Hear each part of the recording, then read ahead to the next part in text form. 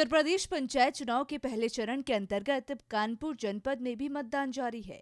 बड़ी संख्या में लोग अपने मताधिकार का प्रयोग कर रहे हैं। युवा हो या फिर बुजुर्ग, सभी में चुनाव को लेकर उत्साह है। हर कोई गांव की सरकार बनाने को उत्सुक है। कानपुर की बात करें तो यहां कुल 826 मतदान केंद्रों पर वोटिंग हो रही है। कानपुर में 32 जिला पंचायत की सीटें हैं, जबकि 590 प्रधान बनेंगे। पिछले साल मुठभेड़ में मारे गए गैंगस्टर विकास दुबे के गांव बिकरू का भी नजारा इस बार चुनाव में बदला हुआ है। शिवराजपुर ब्लॉक के अंतर्गत आने वाले इस गांव में भी लोग अपने मताधिकार का प्रयोग कर रहे हैं। सुबह 7 बजे से वोटिंग शुरू हो गई है, जो अभी तक जारी। आपको बता दें कि 25 साल बाद यहां मतदान हो रहा है। इससे पहले विकास दुबे अपने परिवार के लोगों या चहेतों को लड़ाता था और उसका प्रत्याशी निर्विरोध जीत जाता था। मतलब प्रधान की घोषणा विकास दुबे ही कर देता था।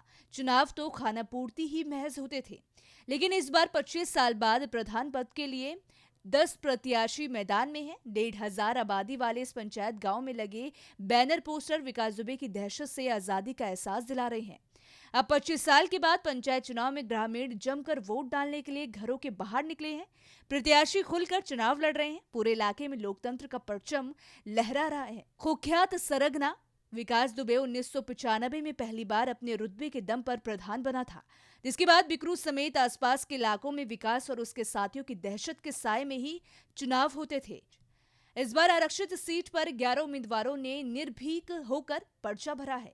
ये गांव मुठभेड़ में मारे गए विकास दुबे के कारण पूरे देश में चर्चित हो गया था। विकास दुबे ने रात के अंधेरे का फायदा उठाते हुए सीओ समेत कई पुलिस वालों को मौत के घाट उतार दिया था और फरार हो गया था। बाद में मध्य प्रदेश से लाते वक्त गाड़ी पलटने के दौरान भागने पर उसे मार गिराया गया।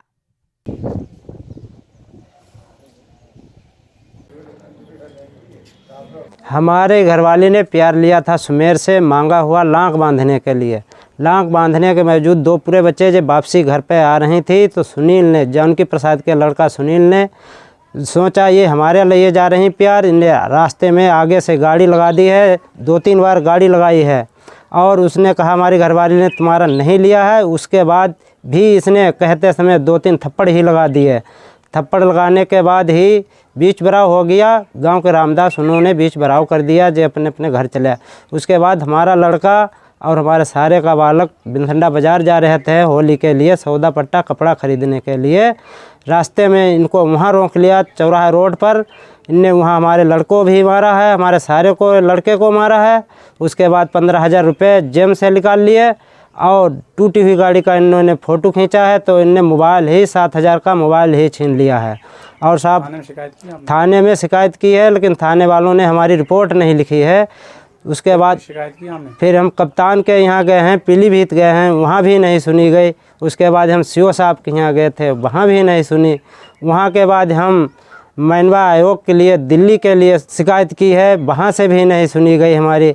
हमने लखनऊ डीजीपी के लिए शिकायत की। बताओ क्या नाम है आपका, पूरा मामला क्या? हमारा नाम सरस्वती देवी और लीलाधर ने प्यार मांगो और कल्याणपुर गांव और हमने इन्हें प्यार 2 लाख बांधन था।